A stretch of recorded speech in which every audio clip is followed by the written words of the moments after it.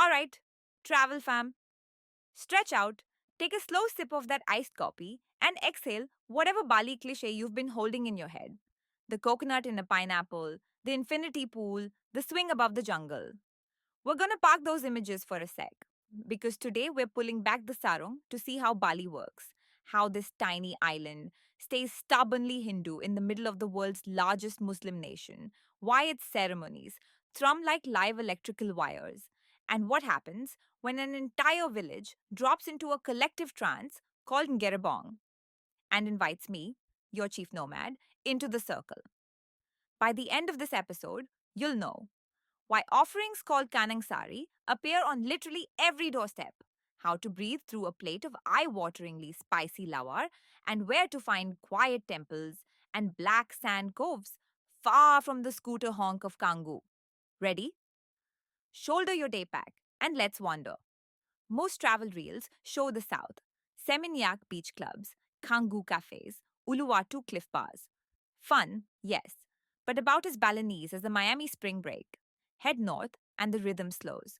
Terraced hills, clove forests, villages painting ceremonial masks by hand. Here, you feel the drumbeat of Agama Hindu Dharma, Balinese Hinduism. Same Sanskrit roots as what you might know from India, but deeply syncretic. Animist spirits, ancestor worship, a constant dialogue with volcanoes and sea gods.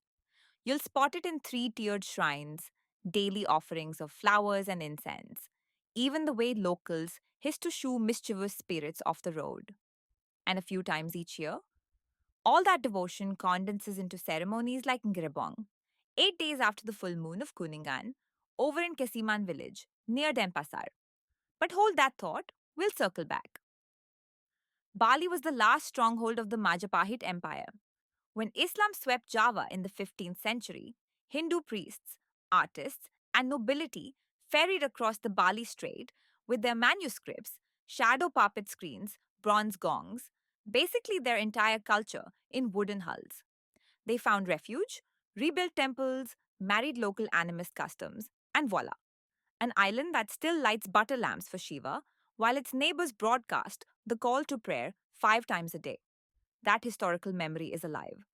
Ask a Balinese dancer who she's channeling, and she'll say, a Majapahit princess. Step into any family compound, and you'll see shrines for 5 generations of ancestors. Past and present are roommates here. Picture a huge banyan tree shading Pura Petilan temple.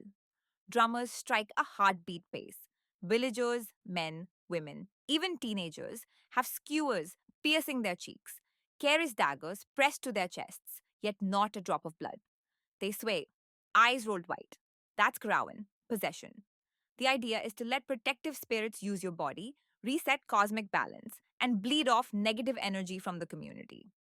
I waded into that throng with a local fixer, palms pressed in prayer, so I didn't look completely clueless. The trance felt contagious. Goosebumps ran up my arms in the 32-degree heat. Eventually, a priest flicked holy water like rain. Gongs crashed, and the crowd snapped back, smiling, like they'd just finished a group meditation instead of skewering their faces.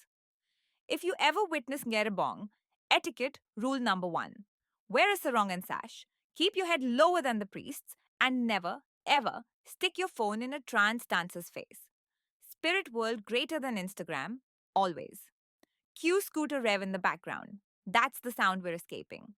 North-Bali is where locals live, where warungs still scribble orders on scrap paper, and where the Indian Ocean rolls onto black sand beaches lined with fishing outriggers. Lovina is dolphin territory. Sunrise boat rides out to glass flat seas. Singaraja was once the Dutch colonial capital. Its faded, Art Deco shophouses feel frozen mid saunter. Climb inland and rice terraces give way to rainforest canyons like Sikumpol and Git waterfalls. My calves are sore just saying the names. Eastward, the Sidemen Valley drapes itself across Mount Agung's hip like green silk. Wake before dawn, hear gamelan practice echo across paddies, and you'll understand why painters lose decades here. Pura Ulun Danu Bratan, that floating pagoda on a crater lake. Yes, sunrise is every bit as misty as Pinterest claims. Only trade heels for sneakers. Mornings are cold enough to borrow a knit beanie from a granny selling strawberries. Tirta Empul, holy spring where locals queue for purification. Follow their lead. Sarong on, step into waist deep water, hands in prayer under each spout. It's oddly grounding. Pro tip, skip spout number 11. It's reserved for funerary rites. Pura Lempuyang, the so called gateway to heaven. Sure, take the photo, but remember the real heaven is catching your breath after climbing the other six temples nobody queues for. Balinese cuisine is fire and fragrance. Babi guling, whole pig roast, skin snapping like caramelized glass. Best at Ibu Oka in Ubud or Menlari outside Denpasar. Nasi Kampur, a riot plate of anything the warung cooked that morning. Spicy chicken, sauteed greens, long beans and coconut. Lawar, minced pork, fresh blood, and shredded young jackfruit. Squeeze of calamansi, respect, and a glass of ice water.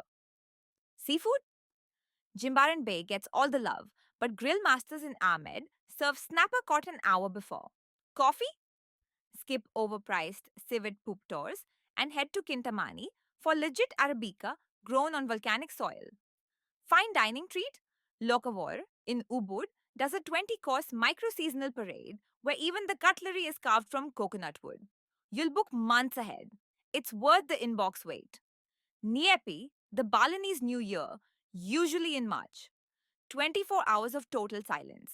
No flights, no lights, Wi Fi throttled. Magical if you plan for it. Annoying if you didn't know. Always carry a sarong and sash in your day pack. Temple staff rents them for pennies, but yours will see action daily. Don't step on canang-sari offerings, even the ones in the middle of the road. Swerve like a polite ballerina. Single use plastic? Officially banned.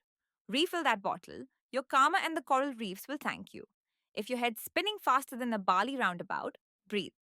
Hop over to nomadishclub.com and tap trip design. We'll custom craft a route. Ngerebong insider passes, sunrise at Lempuyang, waterfalls, coffee farm stays, without you opening 13 tabs. And yes, we're brewing a Bali Beyond the Selfie group trip. Very small circle, deeply local, no matching t-shirts. Newsletter crew gets the first link, so join the list or DM at Nomadish Club. We'll save you a seat in the temple courtyard. So that's Bali. More ritual than resort, more trance than TikTok. If you know where to tilt your head and really listen. I hope this episode nudged you past the coconut in a pineapple cliche and into the island's heartbeat. If it did, share the show, drop a quick rating, or tag me in your Bali musings. I read every single ping, promise. Next week, we're pressing pause on temple talk and diving into California. Yep, the Californication of Bali. I'll map out a first timer's 7-day game plan. The can't miss cafes, surf breaks, rice terrace detours, and sunrise spots that balance hype with heart. Until then, stay curious, stay kind, and keep roaming with intention. This is Nomadish, where we map the unmapped. Catch you on the road.